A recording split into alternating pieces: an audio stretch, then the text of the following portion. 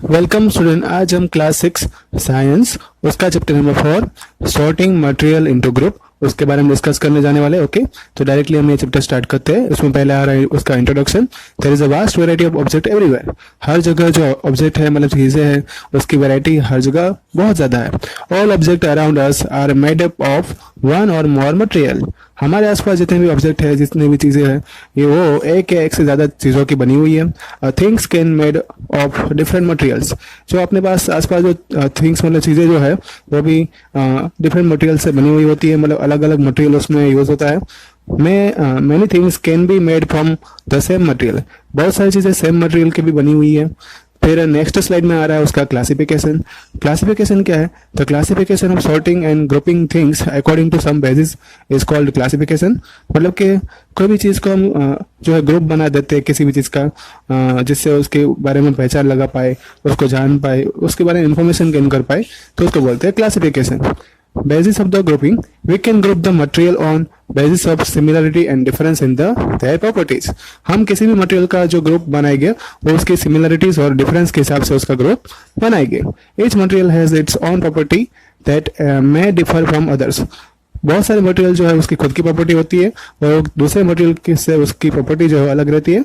However, some properties may common to one another or more material. कभी कभी ऐसा भी होगा कि बहुत सारी जो प्रॉपर्टी होगी वो दूसरे मटेरियल के साथ उसकी जो प्रॉपर्टी है वो मैच करेगी, मतलब कि दोनों मटेरियल की प्रॉपर्टी जो है सेम भी देखने को मिलेगी। ऐसा भी हो सकता है। नेक्स्ट स्लाइड में आ रहा है यूज ऑफ मटेरियल। तो use of material depends on its property and their purpose of which it has to be made. जो मटेरियल का यूज जो है वो डिपेंड करेगा कि उसकी प्रॉपर्टी क्या है और किसके लिए, किस पर्पज से उसको हम यूज करने वाले हैं। मेटल है वो lustrous while non metal generally have no lustres. Metal जो है चमकीले होती है लेकिन नॉन मेटल जो चमकीले होती नहीं है। Smooth and rough surface, some materials feel smooth when touched. Example mirror.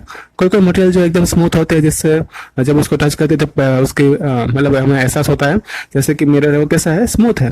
और थोड़ी जो and things made of metals whereas some other material feel rough and when touched. For example यहाँ पे पीस ऑफ स्टोन।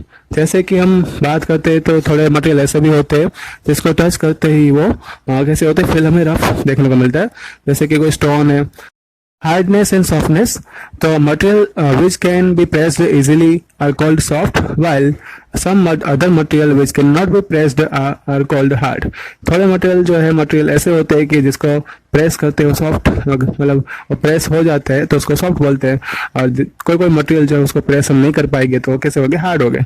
जैसे कि cotton जो है soft होगा जबकि वुड होगा वो हार्ड है। हमने यहाँ पे जो मटेरियल के यूजेस के हिसाब से, उसके स्मूथ और रफ सरफेस के हिसाब से और हार्डनेस और सॉफ्टनेस के हिसाब से मटेरियल को क्लासिफाई किया। स्लाइड में आ रहा है सॉल्युबिलिटीज। तो उसमें सॉल्युबल सब्सटेंस और इनसॉल्युबल सब्सटेंस के बारे में देखेंगे। तो सॉल्युबल सब्सटेंस क्या है?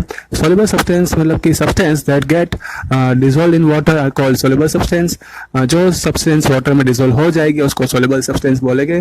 जो सब्सटेंस वाटर में डिसॉल्व नहीं हो पाएगी उसको क्या बोलेंगे? Insoluble substance. मिसिबल, तो those liquid which mix well with water are said to be miscible. मतलब कि जो लिक्विड पानी में अच्छे से मिक्स हो जाएंगे उसको मिसिबल बोलेंगे और जो नहीं हो पाएगा उसको इमिसिबल बोलेंगे। Solubility of gases, solubility of gases in water is very less. जो बहुत सारे गैस जो एटमॉस्फेयर में हवा में है उनकी सॉल्युबिलिटी जो है पानी में बहुत ही कम है, मतलब वो डिसॉल्व होते नहीं है। Oxygen gas which is dissolve in water is very important for the survival of aquatic plant and animal. लेकिन जो ऑक्सीजन जो हवा में है उनका डिसॉल्व होना पानी में जरूरी है। अगर वो जो जितना डिसॉल्व होता है वो उतना ही जो है एक्वेटिक प्लांट और एनिमल, मतलब कि जो पानी में रहने वाले जो जीव है वो उसके लिए उतना ही इंपॉर्टेंट होगा जीने के लिए। यहाँ पे जो है एक डायग्राम दिया हुआ है जिसमें लिक्विड जो अच्छे से मिक्स हो गया है, दूसरे में जो है वो डिसअपियर हो जाता है और दूसरा जो है उसमें वो मिक्स नहीं हो पा रहा है, मतलब कि वो डिसॉल्व अच्छे से हुआ नहीं है। तो स्लाइड में है beyond C, some material float in the water whiles other sink. थोड़े मटेरियल ऐसे होते हैं जो पानी में तैरते हैं और बाकी जो है वो डूब जाते हैं, जैसे कि material like sand, sugar, salt sink in the water. ये जो सैंड है, शुगर है, सॉल्ट है वो पानी में डूब जाएंगे, लेकिन जो material like wax, oil, would float on the water ये है पानी में तैरेंगे। तो यहाँ पे मतलब एग्जाम्पल के साथ उसका पिक्चर भी दिया हुआ है। फिर आ रहा है ट्रांसपेरेंसी।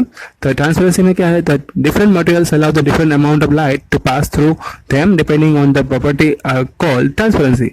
अलग अलग टाइप के मटेरियल जो है वो लाइट को अलाउ करते हैं, मतलब जैसे उसमें से प्रकाश जो है वो जाएगा उसमें से लाइट, तो वो उसकी प्रॉपर्टी पे डिपेंड करता है कि कितनी लाइट उसमें से पास होगी, कितनी उसको एब्जॉर्ब कर लेगा, उस प्रॉपर्टी को बोलते हैं ट्रांसपेरेंसी.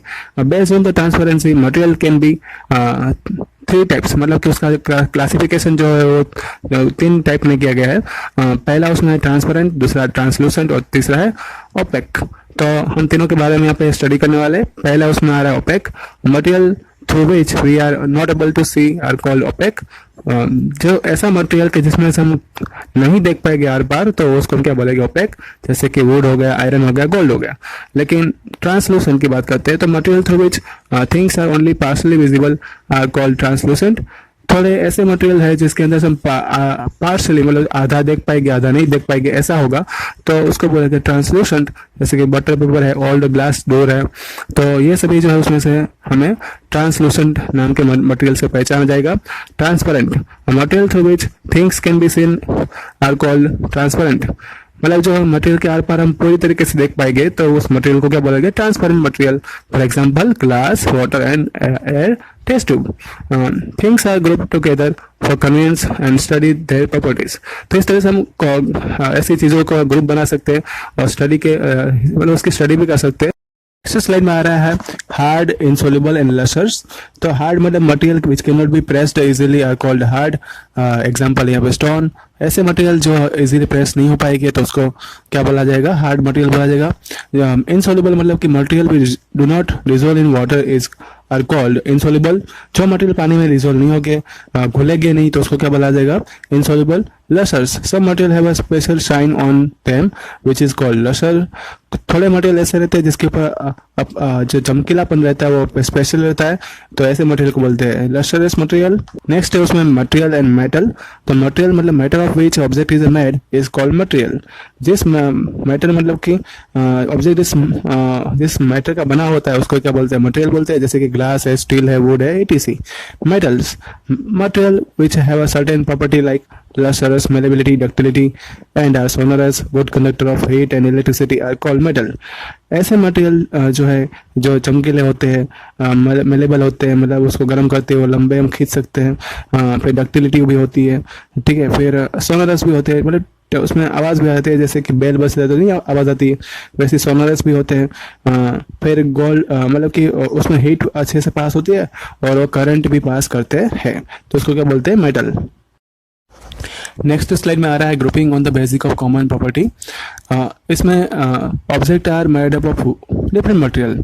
ऑब्जेक्ट जो है वो अलग अलग मटेरियल से बना हुआ है. One material can be use to make the different object. एक मटेरियल में से हम बहुत सारे ऑब्जेक्ट बना सकते हैं. This is possible because different types of material have different properties. ये इसलिए पॉसिबल है क्योंकि बहुत सारे मटेरियल जो है उसकी प्रॉपर्टी अलग अलग होती है. We have to choose the material with a right property based on what we want to use it for. हम ऐसे मटेरियल को सिलेक्ट करेंगे जिसकी प्रॉपर्टी हमें चाहिए होगी कि वही जो है उसी से ही हमारा ऑब्जेक्ट जो है बनेगा. For example chalk made of wood और प्लास्टिक वुड बी और no use because it can not be use to write on blackboard. जो चौक है वो लकड़ी या तो प्लास्टिक से बनी हुई होगी, उसका कोई उपयोग नहीं है क्योंकि वो ऐसी चौक से हम अपने ब्लैक बोर्ड पे नहीं लिख पाएंगे. तो उसका मतलब ये हो कि हमें कैल्शियम का कार्बन मतलब कैल्शियम ऑक्साइड जो है उसके में से जो ओरिजिनल जो चौक बनती है ना, उसी से हम ब्लैक बोर्ड पे लिख सकते हैं. ऐसी प्लास्टिक या तो लकड़ी से बने वाली चौक से हम नहीं लिख पाएंगे ना ब्लैक बोर्ड पे. तो हमें राइट प्रॉपर्टी चाहिए तो ये वो चौक है हमारे काम आने वाली है. नेक्स्ट स्लाइड में material have a different property like roughness, lustrous, transparency, solubility, flotation, attraction towards the magnet, conduction of heat and conduction of electricity. Let us study this property one by one. तो यहाँ पे जो है material के अलग अलग property की बात की गई है कि सभी मटेरियल में ये सभी प्रॉपर्टी जो है देखने को मिलने वाली है. ओके, तो इसकी प्रॉपर्टी की जो डिस्कशन है वो यहाँ पे करने वाले हैं.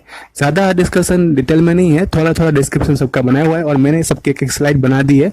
इस स्लाइड को देख के आप इजीली जो है अंडरस्टूड हो जाओगे. ओके, तो डायरेक्टली हम एक एक प्रॉपर्टी को देखते हैं. पहले हम देखते हैं roughness. Material can be rough और स्मूथ.